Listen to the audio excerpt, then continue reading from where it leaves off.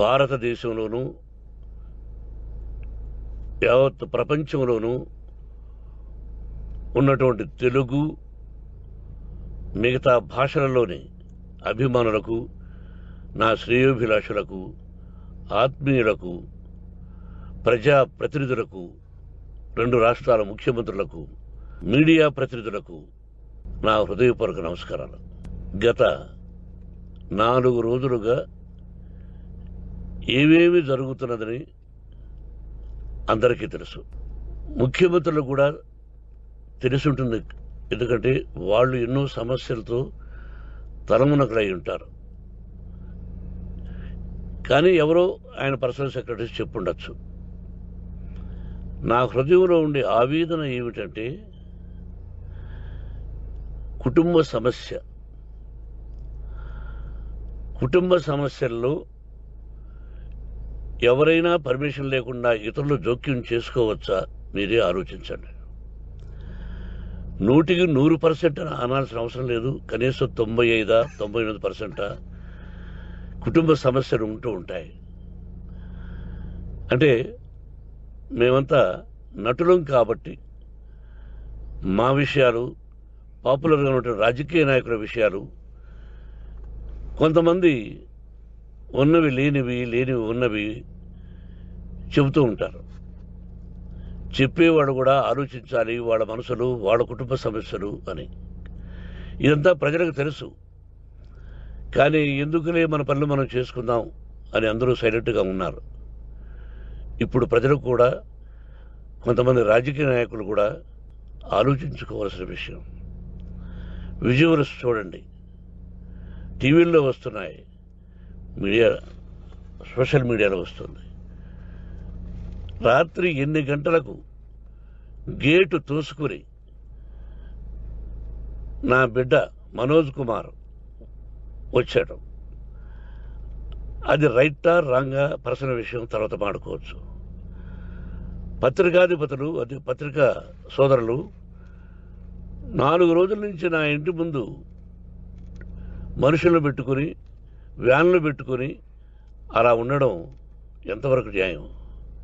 నేను అప్పటికీ బయట పోతున్నప్పుడు చెప్పాను, అందరికీ నమస్కారం అయ్యా, మీకు కుటుంబ సభ్యులు ఉన్నారు, దయచేసి నా సమస్యను నేనే పరిష్కరించుకుంటాను నా బిడ్డలతో, దీన్ని చిలవలు పలవలు చేయొద్దండి, దయచేసి నన్ను గౌరవించండి, నేను ప్రజలకు ఏం చేస్తున్నాను ఒక విద్య ద్వారా అనేది మీకు తెలుసు, నటుడిగా మీ అందరికీ తెలుసు, ఒక రాజ్యసభ సభ్యుడిగా మీకు తెలుసు, ఎంత క్లీన్ చిట్టుతో వచ్చానో రాజ్యసభ సభ్యుడిగా. నా హృదయంలో ఉండే ఆవేదన చెప్పనలవే కాదు, మీకే చెప్పాలి. ఈ రోజున ఈ మీడియా సోదరులు ఎంత కల్పితాలు, ఎంత నెగటివిటీ నన్ను గురించి చెప్తున్నారో మీ అందరికీ తెలుసు. దానికి నేను బాధపడడం లేదు. మీరు ముఖ్యంగా తెలుసుకోవాల్సింది, రాత్రుల్లో గేటు తోసుకుని, గేటు పగలగొట్టి పర్మిషన్ లేకుండా ఎవరైనా రావచ్చా? మీరే చెప్పండి. వచ్చిన వాళ్ళు అందరూ మీడియా సోదరులా, లేకపోతే ఇంకెవరైనా నా మీద పగ, రాగద్వేషాలతో ఏదో ఒక ఛానల్ చేతులు పెట్టుకుని అలా వచ్చి ఉంటారేమో సందేహం. కానీ వాళ్లను కొట్టాలని, తిట్టాలని మనసా వాచ దైవ సాక్షిగా నేను అలా ఆలోచించేవాడిని కాదు.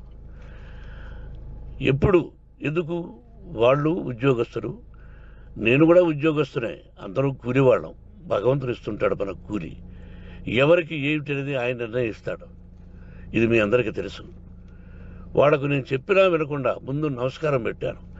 అయినా అతను నేను కొట్టామనే చెప్తున్నారు తప్ప, మైక్ తీసుకెళ్లి నోట్లో పెట్టాము, నా కన్ను పోవలసింది. కన్ను పోయి ఉంటే అప్పుడు నేను కేసులు పెట్టాలి.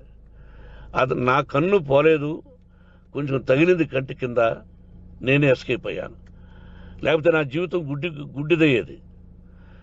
అతనికి తల కాదు, చెంప మీద తగిలిందన్నారు.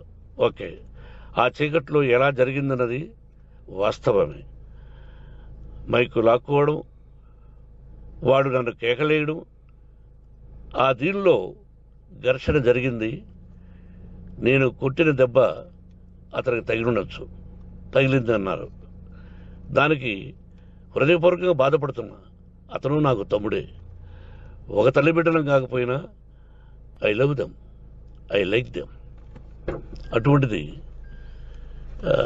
ఈ రోజుకి బాధపడుతున్నా నేను. అయ్యో, అతని భార్య ఎంత బాధపడుతుందో, అతని పిల్లలు ఎంత బాధపడుతున్నారో అని నేను ఆలోచిస్తున్నా. మరి నేనెంత ఆవేదనకు గురి హాస్పిటల్లో అయ్యానో. నటించింది సినిమాలో నటిస్తాను తప్ప నిజ జీవితంలో నటించాల్సిన అవసరం లేదు. నాకున్నది ఒకటి ధైర్యం, సాహసం. నీతిగా, న్యాయంగా, ధర్మంగా బ్రతకాలన్నది నా ఆలోచన. ఎందుకు కొట్టాలి? గేటు బయటుండి నేనేమైనా అసభ్యకరంగా వాళ్ళని కొట్టుంటే డెఫినెట్గా నా మీద 50 కేసులు కాదు 100 కేసులు పెట్టి నన్ను అరెస్ట్ చేయొచ్చు. లేకపోతే నేనే పోలీస్ స్టేషన్కి పోయి, అయ్యా, ఆవేశంలో నా ఇంటి బయట ఉన్న వాళ్ళను కొట్టాను, నాది తప్పే అని పోలీస్ స్టేషన్కి ధైర్యంగా పెడతాను. కానీ ఇంటి లోపలికి వచ్చి నా ఏకాగ్రతను, నా మనశ్శాంతిని భగ్నం చేశాడు. ఆల్రెడీ నా బిడ్డ చేస్తున్నాడు. అయినా నీ కన్నబిడ్డ, ఎప్పటికీ నీ కన్నబిడ్డే. ఏదో ఒక రోజున న్యాయం జరుగుతుంది, మేము కూర్చొని మాట్లాడుకుంటాం. దీనికి మధ్యవర్తులు అక్కర్లే. కుటుంబ సమస్యలకు బయట వాళ్ళని పిలిపించి ఇలా చేయండి, మీరు ఇలా మాట్లాడండి అని చెప్పక్కర్లే.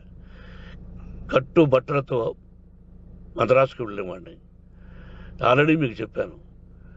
పైసా లేకుండా కట్టుబట్టలతో, చెప్పులు సగం కింద అరిగిపోయి అలా వెళ్ళేవాడిని.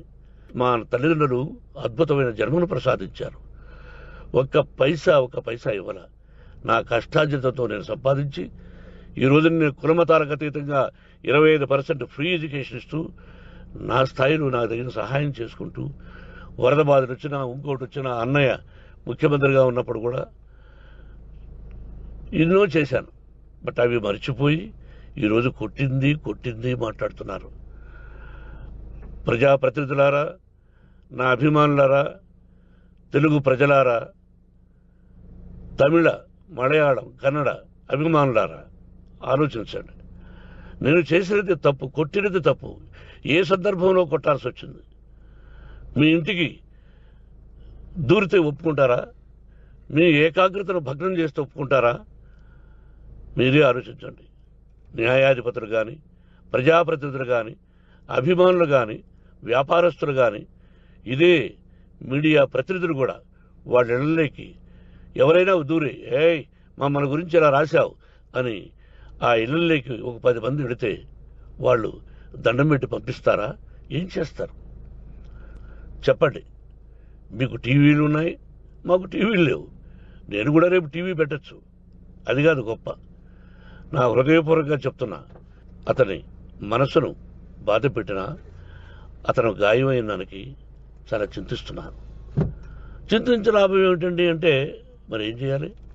మీరు చేసిందంటే మళ్ళీ చెప్తున్నా, అసలు అతను నిజంగా జర్నలిస్టా కాదా అని ఆ చీకట్లో నాకు ఎలా తెలుస్తుంది? టీవీ 9 అని నాకు ఎలా తెలుస్తుంది?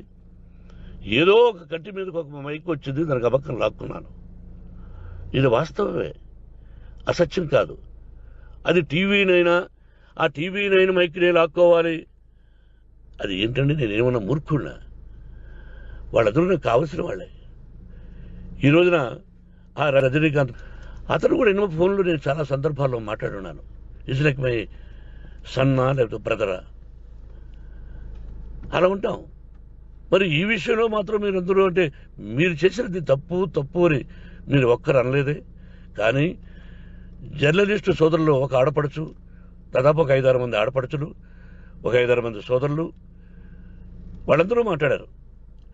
కొట్టడం తప్పైనా ఏ సందర్భంలో కొట్టవలసి వచ్చింది, ఇవన్నీ క్లియర్గా మాట్లాడారు. ఆయన్ని మీరు చెప్పరు. కాబట్టి పైన భగవంతుడు చూస్తున్నాడు. పోలీస్ అంటే నాకు ఇష్టం. ప్రజలను కాపాడవలసిన బాధ్యత వాళ్ళది, రక్షణ కల్పించవలసింది.